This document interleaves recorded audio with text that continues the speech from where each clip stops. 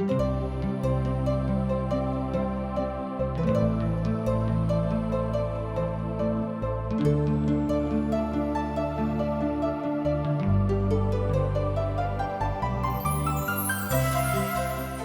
हार्दिक स्वागत कऽ रहल छी TWR इंडिया द्वारा प्रस्तुत आशक इजोत कार्यक्रम में। यह एकटा सिलसिलेवार ढंग सँ बाइबलक अध्ययन अछि आ हमरा जीवनके लेल उपहार अछि।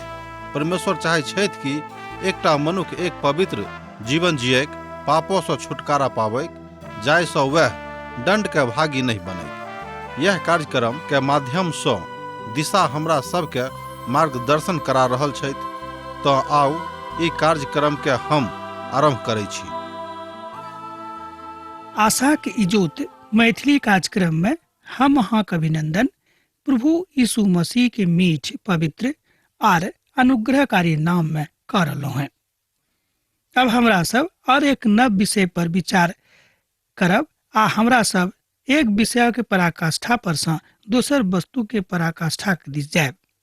विषय छल केशक झाड़े के तरीका सँ और कपड़ा के पहिरे के तरीका सँ प्रभु भोज पर सीधा आबि जाइत अछि। अर्थात हमरा लोग देखे छी कि प्रभु भोज में जतेक कलीसिया के लोग छथि हुनका कोन रीति से सम्मिलित होबाक चाहिए। ई शायद हमरा सभक जीवनक सबसँ बेसी पवित्र पहलू थिक, कियाकि जे कियो प्रभु यीशु मसीह के अपन उद्धारकर्ता के रूप में ग्रहण केने छथि, ई बात हुनका लेल बड़ महत्व राखैत अछि। प्रभु यीशु के संगे व्यक्तिगत संबंध बनेबाक मुदा हमर विश्वास अछि कि जाहि रीति से आजुक दिन लोग प्रभु भोज में सम्मिलित होइत छथि वो उचित तरीका नहीं थिक। सुनि कऽ तमसायब ने, कियाक तऽ हमर भाई थिकौ है, तई बात हम अहाँ से बाजि रहल छी। एहि तरह हमरा सब प्रभु भोज में सम्मिलित भऽ कऽ प्रभु यीशु मसीह के बड़ाई ने मुदा प्रभु यीशु मसीह के निंदा करनाइ आरंभ कऽ दैत छियनि।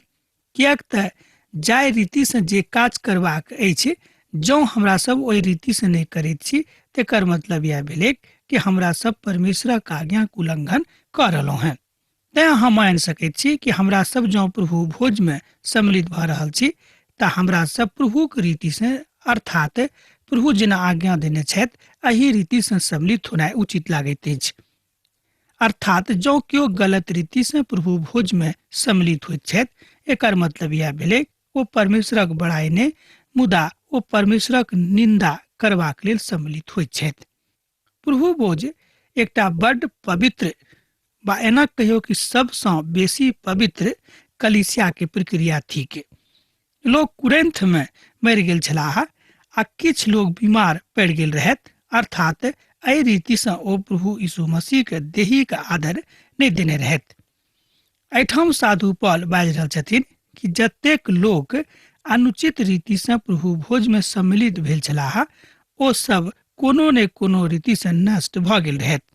हमरा सब एहि बातक पूर्ण विश्वास राखैत छी कि हमरा सब गलत रीति से प्रभु भोज में सम्मिलित नहीं होइब। एहि मनसा से कहियो प्रभु भोज में नहीं जायब कि हम प्रभु के बड़ाई करबाक लेल ने मुदा हम अहिना जा रहल छी कियाक तऽ हमरा ओहिठाम जेबाक थिक। एहिठाम एहि तरह हमरा लोकनि बुझि सकैत छी कि एहि रीति से जे केओ प्रभु भोज में सम्मिलित होइत छथि ओ प्रभु के देही के हुनक आत्मा के तकलीफ पहुँचाबैत छनि। प्रभु भोज प्रभु यीशु के आदर देबाक सर्वोच्च तरीका थिक। तैं प्रभु भोज जब हम मना रहल छी तऽ बड़ सावधान रहब आ जाहि दिन अहाँके कलीसिया में प्रभु भोजक आयोजन थिक ओहि दिन विशेष कऽ कऽ अहाँ प्रार्थना कऽ कऽ ओहिमे अहाँ सम्मिलित होइब। एहि बातक एहिठाम साधु पौल बता रहल छथिन। सच्चाई तऽ यह थिक जे जाहि रीति सँ हमरा सब प्रभु भोज में अखन सम्मिलित होइत छी ओ प्रभु के तरीका नहीं थिक। एहि तरह हमरा लोकनि हुनका अनादर कऽ दैत छियनि, हुनक आदर नहीं करैत छियनि। अर्थ भेल अखन धरि हमरा सब में से बहुत लोग प्रभु भोज कोना मनावल जायक वा कहिया मनावल जायक एहि बातक विषय में जानकारी नहीं राखैत छथि। साधु पौल प्रभु भोजक उच्चतम सीमा के दिस लऽ जाइत छथि। पद 23 में ओ ई कहैत छथि जे ई बात हमरा प्रभु से भेटल अछि। ध्यान दियौक, ओ 23 पद में कहैत छथि कि ई बात हमरा प्रभु से भेटल अछि आ अब हम अहूँ के पहुँचा रहल छी। जाहि राति में प्रभु पकड़ावल गेलाह ओ रोटी लेलनि आ रोटी तोड़ि कऽ आपस में फंसे मनेबाक लेल तकरा बाद में ओ विदा भेलाह। अर्थात ओ कहलनि कि जे बात हमरा प्रभुक दिससँ भेटल अछि ओहि बातक हम अहाँके बता रहल छी, हम अहाँके दऽ रहल छी। एहि रीतिसँ हम रोटी तोड़ि कऽ ओ सबके दिलनि। एहि संसारक लोकक साथ ई हुनक अंतिम मिलन रहनि। एहिठाम हमरा लोकनि देखैत छी कि मानवीय देही में अर्थात प्रभु यीशु मसीह हुनका सभक एहि रीतिसँ अखन आखिरी बेर भेंट कऽ रहल छलाह। किएक तऽ हाड़ मांस में कतेक दिन परमेश्वर एहि संसार में रहथिन, तैं आब ओहि संसारक त्यागे के विचार कऽ रहल छथि। आ ई जरूरी सेहो छलै जाहिसँ कि संपूर्ण मनुष्य जाति के लेल उद्धारक द्वार खुजैक। जे हाँ एहि रीतिसँ मनायब अर्थात समस्त कलीसियाक वैह लोक सब एहिमे सम्मिलित भऽ सकैत अछि जे अपन हृदयसँ पवित्र छथि। ध्यान दियौक कि प्रभु भोज में वैह लोक सम्मिलित भऽ सकैत छथि जे सत्य रूप में हृदयसँ पवित्र छथि। अब सवाल अछि, जतऽ ऊपरका कोठली में ई बात भेल रहै, प्रभु अपन शिष्यक साथ ओतऽ एहि बातक मनौने रहथि, ओतऽ तऽ साधु पौल नहि रहथि। मुदा प्रभु यीशु के प्रेरित होयबाक कारणे ओ अपन एहि अधिकारक जता रहल छथि। एहिठाम एकटा विद्वान कहैत छथि कि एकटा बड़ पैघ दार्शनिक द्वितीय शताब्दी में भेल रहथि। ओ अपन पोथी में एहि बातक बखान सेहो कयने छथिन। हुनक नाम रहनि एस्ट्रियोडस। हुनक कालमे मसीही लोक कोना रहैत छलाह आ हुनक जिंदगी कोन तरहक रहनि, हुनक इतिहासक अर्थात जँ हुनक लिखल पोथी कहाँ पढ़बै तऽ पायब। एहिठाम ओ अपन पोथी में लिखे छै कि सब घड़ी अर्थात ओ अपन पोथी में एहिठाम एहि रीतिसँ लिख रहल छथि कि ओ सब घड़ी अपन अपन मुख से प्रभु के बड़ाई उच्च स्वर से करैत रहैत छलाह। आ कुरिन्थक कलीसियाक लोग प्रभु भोजक लेल इकट्ठा भऽ कऽ पबनीक रूप में तकरा मनाबैत रहथि, जे उचित नहि छलैक। एहि तरह हमरा लोकनि देखैत छी कि साधु पौल एहि बातक लिख कऽ हुनका सभक एहि बातक बता रहल छथि कि प्रभु भोज अहाँ मनाउ, जरूर मनाउ, मुदा पबनीक जकाँ एहि भोजक अहाँ नहि बनाउ, किएक कि बड्ड पवित्र बात थिक। एहिमे वैह लोक सम्मिलित भऽ सकैत छथि जे पूर्ण रीतिसँ प्रभुक संगति में रहैत छथिन। आ जे केओ नहि रहैत छथि ओ सिखाबै आ हुनका सिखा कऽ एहि भोज में सम्मिलित होबाक लेल अहाँ हुनका तैयार कऽ सकलहुँ हैं तऽ प्रभु के तकलीफ नहीं पहुँचतनि। यह बात आजुक दिन हमर मित्रवर हमरो सभक सिखबाक अछि, किएक तऽ बहुत बेर हमरो सब अनुचित रीति से प्रभु भोज में सम्मिलित जँ भऽ जाय तऽ हमरो सब दंडक भागीदारी होइब, अर्थात हमरो सभक दंड भेटत। एहिठाम हमरा लोकनि देखैत छी जे लोकाचारिक निभेबाक लेल जँ अहाँ प्रभुक भोज में सम्मिलित होइत छी तऽ ई बात कोनो दृष्टिकोणसँ कोनो नजरिसँ उचित नहि लागैत अछि। पवित्र पोथी बाइबिल कहैत अछि कि भऽ सकैत अछि कि आजुक दिन अहाँके कलीसिया में प्रभु भोज अछि, अहाँ ओहि दिन अहाँके मन ओतेक उचित नहि अछि, अहाँ सोचैत छी कि आजुक दिन हम पूर्ण रीतिसँ तैयार नहि छी, तहन अहाँ नीक रहत अहाँके लेल कि अहाँ प्रभु भोज में सम्मिलित नहि हो। ई कोनो शिकायतक के बात नहि भेल, अहाँ स्वयं के पवित्र करू जाहिसँ दोसर दिन अहाँ एहि भोज में स्वयं के सम्मिलित कऽ सकी। तऽ यह बात आजुक दिन हमरा सभक सिखबाक अछि, किएक तऽ हमरा सब बुझनाइ आरम्भ कऽ दैत छी कि हमरा सब तऽ कलीसियाक सदस्य थिकहुँ हैं, हमरा सब किएक नहि प्रभुक भोज में सम्मिलित होइब। एहि घमंडक के साथ जँ अहाँ प्रभु भोज में सम्मिलित होइत छी तऽ एहिसँ अहाँ अपना ऊपर दंड आनैत छी, एहिसँ प्रभुक कोनो लाभ नहि होइत छनि। मुदा हाँ ई आवश्यक थिक कि अहाँके घाटा भऽ जाइत अछि। अनावश्यक रीतिसँ केओ जँ प्रभु भोज में सम्मिलित होइत छथि तऽ हुनका लेल ई उचित बात नहि भेल।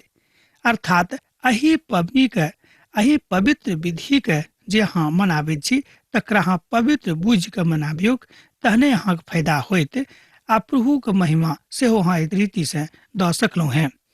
पद 17 के देखियौ, एहिठाम एहि तरह बतायल गेल अछि, ई आज्ञा दऽ कऽ हम अहाँके प्रशंसा करैत छी, किएक तऽ प्रभु भोज में अहाँके जौर भेलासँ भलाई नहि मुदा हानि होइत अछि। एहिठाम साधु पौल बता रहल छथि कि हम एहि तरहक आज्ञा दैत छी कि एहि रीतिसँ जँ अहाँ प्रभु भोज में सम्मिलित होइत छी तऽ एहिसँ अहाँके भलाई नहि मुदा हानिए होइत अछि।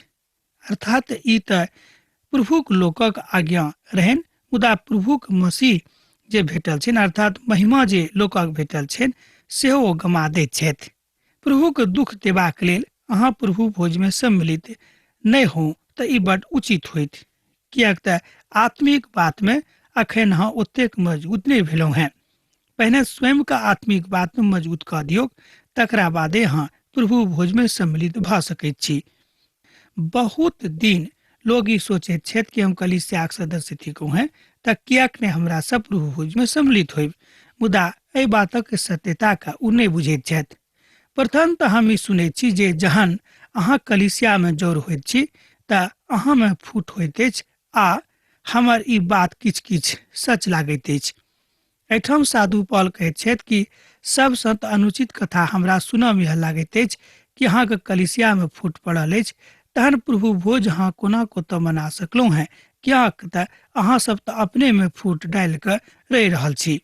ओ बाजि रहल छथि एहि बातक एहिठाम 18 पदमे। ओ बाजि रहल छथि जहन अहाँ जड़ होइत छी तहन हम प्रभुक महान भवनमे छी, एहि बातक ओ बिसरा देने छथि। अर्थात प्रभुक महान भवन जतऽ अहाँ ठाढ़ छी वा बैसल छी, ई प्रभुक भवन थी कि कोनो मनुखक भवन नहि थिक। जँ एहि आदर भावसँ अहाँ प्रभु भवनमे प्रवेश होइत छी तऽ हम इएह कहब कि कलीसियामे कहियो कोनो तरहक अनर्गल झगड़ा नहि होइतिक। मुदा अनर्गल झगड़ा तहने होइत अछि जहन अहाँ एहि तरहक पारिलक्षित भावसँ प्रभुके देखैत छियनि आ हमरा सब आपसमे मेल मिलापक आत्मा राखि रहल छी आ भेदभावक सेहो बातक राखि रहल छी। ई बात जो अहाँक मनमे अछि तऽ व्यर्थ भेल अहाँके प्रभु भोजमे सम्मिलित भेनाइ। मुदा ई परिदृश्य कुरिन्थियोक कलीसियाके छल, मुदा आजुक दिनमे ई परिदृश्य हम सोचैत छी संसारक बहुत कलीसियाके थिक, किएक तऽ हमरा सब आपसमे कुड़कुड़ाबैत रहैत छी, झगड़ा झंझट करैत रहैत छी आ दोख प्रभुक ऊपर लगा दैत छियनि। एहिके बादो हमरा सब प्रभु भोजमे सम्मिलित होइत छी। आब हमरा लोकनि स्वयं बुझि सकलहुँ हँ कि प्रभु भोजमे के सम्मिलित भऽ सकैत छथि। हम विश्वास सेहो करैत छी जे अहाँमे मतभेद तऽ होइत, जाहिसँ ई प्रकट भऽ जाय जे कोन मनुखक परमेश्वर खरा सिद्ध कयने छथि।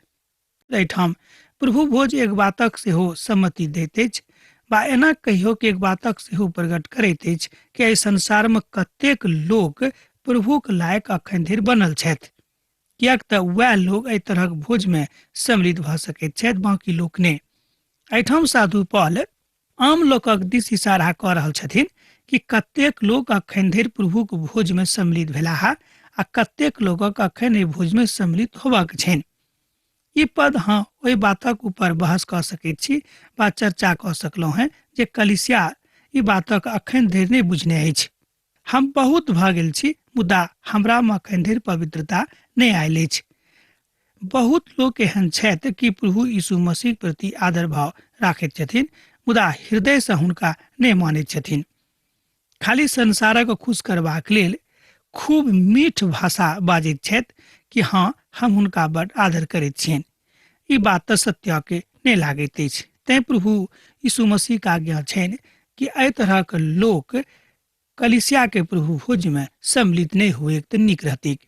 जे बात मसीही कलीसिया के प्रथम काज थिक, अही बात में जहन अहाँ सब ओतेक पवित्रता के साथ एके संगे नहीं रहैत छी तऽ हमर मित्रवर अहाँ कोना कऽ प्रभु के संगे अपन संगति के और आगू मजबूत कऽ सकलहुँ हैं।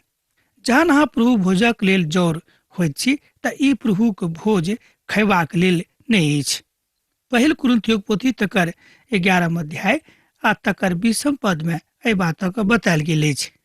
एहि पदक आर हमरा लोकनि एक बेर देखब। जहन अहाँ प्रभु भोजक लेल जोर होइत छी तऽ ई प्रभु के भोज खयबाक लेल नहीं अछि। कि अहाँ बातक एहिठाम बुझलहुँ हैं कि प्रभु एहिठाम की कहऽ चाहैत छथि। ई बात तऽ बड अनुचित रीतिसँ ओहि दिन झुकावक पैदा कऽ दैत अछि, जाहिमे भेदभाव आबि जाइत अछि। तहन अहाँ प्रभु भोजमे सम्मिलित कोना भऽ सकलहुँ हैं। अर्थात जे केओ प्रभु भोजमे सम्मिलित होयबाक इच्छा राखैत छथि ओ अपन मनसँ पवित्रताक साथ प्रभुक सन्मुखमे ठाढ़ भऽ कऽ आबैक, तहने अहाँ प्रभु भोगमे सहायता दऽ सकैत छी वा स्वयंके सम्मिलित कऽ सकैत छी। हमरा लोकनि एहि बातक देखैत छी कि जतेक लोक एहि तरहसँ वा गलत रीतिसँ प्रभुक भोजमे सम्मिलित होइत छथि हुनका लेल ई नीक नहि होइत छनि। किएक तऽ हमरा लोकनि देखलहुँ हँ कि कुरिन्थक कलीसियामे जतेक लोक अनुचित रीतिसँ प्रभु भोजमे सम्मिलित भेल छलाह ओ सब बड्ड तकलीफ उठौने रहथि। एहिठाम प्रभु यीशु मसीह के अर्थात पिता परमेश्वर के आगापे प्रेमक अनुभूति अहाँ कऽ सकैत छी जँ अहाँ सत्य रूपे प्रभु भोजमे सम्मिलित भेलहुँ हैं। आगापे प्रेम ओहि प्रेमक कहल जाइत अछि जाहि प्रेमक लेल एहि संसारमे अखन धरि कोनो शब्द नहि बनल थिक, मुदा ई स्वर्गीय प्रेम थिक जाहि प्रेमक अनुभूति अहाँ प्रभु भोजमे सम्मिलित भऽ कऽ उठा सकलहुँ हैं। मुदा जँ अहाँक बीचमे झगड़ा झंझट अछि अखन धरि बनल अछि तहन अहाँ कोना प्रभु भोजमे सम्मिलित भऽ सकलहुँ हैं। प्रभुक राज बढ़ाबियौ आ हुनक बढ़ोतरीक लेल अहाँ काज करियौ, यह परिस्थिति कहैत अछि। एहिठाम साधु पौल कुरिन्थक कलीसियाके बुझा रहल छथि, समझा रहल छथि कि हमर भाई बहन अहाँक मुख्य काज यह थिक कि परमेश्वरक राजक प्रचार करी अर्थात सुसमाचारक सुनाबी जाहिसँ जतेक लोक भटकल छथि ओ छोड़ावल जायक। हमरो सभक यह काज थिक हमरा सब अपन अपन गामक लेल, अपन अपन समाजक लेल, अपन अपन देशक लेल प्रार्थना करी जाहिसँ हमर लोक छोड़ावल जायक आ हुनका जिंदगीमे प्रभु यीशु मसीहके अपार शांति आबैक। हमरा सब अनेरे दुनियादारीमे लागैत छी आ एहि बातक तखा पर राखि दैत छी, तैँ हमरा लोकनि एहि बातक बुझैमे बड्ड तकलीफमे पड़ि जाइत छी। भोजनक कालमे एक मनुष्य अपन भोजनक दोसरासँ पहिन कऽ लैत अछि आ दोसराके लेल नहि ठहरैत अछि। केओ तऽ भूखल रहैत अछि आर केओ मतवाला भऽ कऽ जाइत अछि। एहिठाम साधु पौल बता रहल छथि कि अहाँक भोजक तऽ यह दशा थिक जे पद 21 कहैत अछि कि बहुत लोग मतवाला भऽ कऽ बहुत केओ एक दोसर गोटे थार अपना हाथमे लऽ कऽ भोजनमे सम्मिलित होइत छथि, तहन अहाँ कोना के भोजक प्रभु भोजक संज्ञा दऽ सकलहुँ हैं। साधु पौल कुरिन्थक कलीसियाक बता रहल छथि कि कोनाक पवित्रताक साथ प्रभु भोजमे सम्मिलित भऽ सकलहुँ हैं जे कलीसिया के महानतम पवित्रतम काज थिक। ई कतेक गंभीर वक्तव्य अछि जकरा साधु पौल एहिठाम दऽ रहल छथि। एहिठाम ओ भूखल और मतवालाके चर्चा करैत छथि। भूखलाक एहिठाम अर्थ अछि जे प्रभु यीशु के प्रेम भूखल छथि आ मतवालाक अर्थक तक चर्चा होइत अछि तकर अर्थ होइत अछि। साधु पौल एहिठाम बता रहल छथि कि एहन लोकक प्रभुसँ कोनो मतलब नहि छनि, मुदा लोकाचारीक लेल ओ प्रभु भोजमे सम्मिलित भऽ रहल छथि। ताबे धरि अहाँ भूखल नहि छी ताबे धरि अहाँ प्रभुके भोजमे सम्मिलित नहि हों तऽ अहाँके लेल नीक रहत। साधु पौल एहिठाम बाजि रहल छथि जे जहन अहाँ सब प्रभुके कलीसियाके तुच्छ बुझैत छी तऽ अहाँ की बुझैत छी कि अहाँ बहुत आगू चलि जायब। ओ सुझाव दऽ रहल छथि कि अहाँ कोना परमेश्वरक भक्तिमे एहि बातक पारिलीक्षिक दृष्टिकोणसँ मनुखक सन्मुखमे राखि सकैत छी। आ नीक होइत जे जँ अहाँ प्रभुके कलीसियाके बड्ड खराब नहि बुझियौ, किएक तऽ बहुत केओ एहि रीतिसँ परमेश्वरक कलीसियाके खराब बुझनाइ आरम्भ कऽ दैत अछि कि अहूँ कलीसियामे हम गेलहुँ हैं आ लोक हमरा प्रभु भोजमे सम्मिलित नहि हुअ देलक। तहन एहिठाम हमरा लोकनि देखैत छी कि प्रभु भोजक जे बात थिक तकर विधिके एहिठाम बताओल गेल अछि। तकरा अहाँ अनुष्ठान शब्द सेहो दऽ सकलहुँ हैं, मुदा हम बुझैत छी कि शब्द ओतेक उचित नहि लागैत अछि। ई बात हमरा प्रभुसँ भेटल अछि आर अब हम अहाँके पहुँचा रहलहुँ हैं जाहि रातिमे प्रभु यीशु मसीह पकड़ावल गेलाह ओ रोटी लेलनि। पद 23 एना कहैत अछि, अर्थात एहि रीतिसँ प्रभु भोजक आरम्भ होयबाक चाही आ जे केओ सम्मिलित छथि एहि रीतिसँ प्रभु भोजमे सम्मिलित होएक तऽ हुनका लेल उचित आ नीक सेहो होइत। जेना हमर प्रभु यीशु मसीह मानैत छथि एहि रीतिसँ हमरो सभक अपन कलीसियाक आज्ञाके मानबाक अछि। एहिठाम प्रभु यीशु मसीहके नाम हम एहि द्वारा लेलहुँ हैं किएक तऽ संपूर्ण बातमे संपूर्ण कलीसियाके मुखिया तऽ वएह थिकाह। जहन हमरा सब परमेश्वरेके स्थान नहि देबै तऽ कोना हमरा लोकनि एहि बातक बुझि सकलहुँ हैं। आ पद 23 हमरा लोकनि पढ़ब आ सुनब कि एहिठाम प्रभु की कहै छथिन। ई बात हमरा प्रभुसँ भेटल अछि आर अब हम अहूँके पहुँचा रहल हँ जाहि रातमे प्रभु यीशु पकड़ावल गेलाह ओ रोटी लेलनि। अर्थात एकर मतलब यह भेलै कि किछु बात और आगाँ साधु पौल कहैत छथि। साधु पौल एठाम बाजि रहल छथिन कि एही रीति से हमरा सब एक दोसर गोटे के संगे परमेश्वरक पवित्र भोज में सम्मिलित भ सकलहुं हैं। प्रभु यीशु मसीह के परमेश्वरक विचार से एठाम यह थिक कि जे विचार प्रभु यीशु मसीह के थिक वह विचार परमेश्वरक विचार सेहो छनि। अब हमरा लोकनि 24 पदक देखब। प्रभु यीशु मसीह परमेश्वरक धन्यवाद क के तकरा तोड़लनि आर तकरा बाद में ओ अपना लोकक के बाँटि देलनि आ कहलनि कि हमर देही अछि, ई अहाँक लेल अछि, हमरा स्मरण करबाक लेल या अहाँ सब करल करू। प्रभु यीशु मसीह की स्पष्ट आज्ञा थिक तकरा हमरा लोकनि चारों सुसमाचार में देखलहुं हैं। आ अहू ठाम हमरा लोकनि देखै छी पहिल कुरिन्थियों पोथी तकर 11 अध्याय तकर 24 पद में। पौलुस त ओतऽ नहि छलाह उपस्थित ओहि कोठरी में, मुदा प्रेरित होयबाक कारणे हुनका एहि सबटा बातक ज्ञान पवित्र आत्माक द्वारा पहुँच गेल रहनि। अर्थात अहाँ बाजि सकै छी कि प्रेरित के रूप में जखन ओ तो उपस्थित छथि तऽ सबटा गुण जे प्रेरितक हृदय में रहबाक चाही ओहि सबटा गुण हुनका अंदर में अर्थात साधु पौलक जिंदगी में छनि। तहन अहाँ एहि रीति से रोटी तोड़ के सब गोटे के बाँटियौ आ एही रीति से प्रभु के भोज में सम्मिलित भ जइयौ। तहन आओ हमरा सब एकटा पद आर पढ़ब। एहि तरह प्रभु भोजनक पश्चात कटोरा लेलनि और बाजलथि, ई कटोरा हमर सुनीत में नव बाचा थिक, जहिया कहियो पियब त हमर स्मरण में यह करल करब। ई प्रभु यीशु मसीह के स्पष्ट आज्ञा छनि। वो कहलनि 25 पद में कि हाँ जहिया कहियो ई करब त हमर स्मरण में यह करल करब। रोटी हुनक देही के दिस इशारा करैत अछि आ कटोरा नव बाचा के विषय में कहैत अछि। प्रभु यीशु मसीह अपन देही हमरा सभक लेल दऽ देलनि अर्थात क्रूसक ऊपर चढ़ा देलनि, अपन सोनीत के बहा देलनि, जाय सँ हमरा सब उद्धार पाबी आ परमेश्वरक राज में प्रवेश करी। अतेक पवित्र बातक जँ कियो अनेरे मनाबैत छथि कि कतेक अनुचित लागैत अछि। हमरा लोकनि जानै छी कि प्रभु भोज में जतेक लोक सम्मिलित छथि हुनका सभक के मन पवित्र छनि कि नहि, सबसे बेसी एही बातक दिस ध्यान देबाक जरूरत अछि। मान लियो ऐसा इहो फायदा होइत कि अहाँ स्वयं का आर बेसी पवित्र कऽ लेब, कियाक तऽ अहाँ बुझि जायब कि अखन धरि जतेक दूर धरि अहाँ बढ़लहुँ हैं अपन आत्मिक जिंदगी में, अहाँ अखन ओतेक दूर नहि गेलहुँ हैं जतेक दूर अहाँके जेबाक छल। इहो एकटा नीक बात थी कि हमरा लोकनि एहि बात से ई सीखै छी कि उचित रीति से हमरा लोकनि प्रभु भोज में सम्मिलित भ जाइए।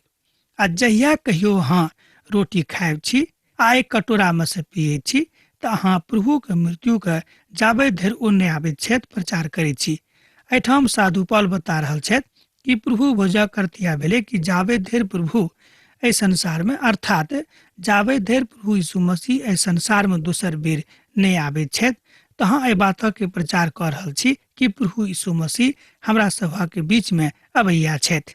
तैं हम हुनका स्मरण में हुनका दोसर बेर एहि संसार में आबे के आशा में यह बातक कह रहल छी आ हमरा सभा के आशा आ विश्वास एकदम पक्का अछि। पौलुस एहिठाम बड़ स्पष्ट भऽ कऽ एहि बातक आदेश दऽ रहल छथि। हम अहाँके धन्यवाद दैत छी कि हमरा संगे अतेक देरी धरि आजुक दिन अपन समय देलहुँ हैं। अब हमरा विदा दिअ आ दोसर दिन अहाँ से हमर फिर भेंट होइत। जेना अहाँ सब पाती लिखैत रहैत छी, लिखैत रहब, बिसरायब नहि। यीशुक नेह अहाँके जिंदगी में बनल रहे। आमीन। हमरा विश्वास अछि कि ई कार्यक्रम अहाँके लेल लाभदायक सिद्ध भेल अछि। हम चाहै छी कि अहाँ अपन आशीषक के हमरा संग साझा करू।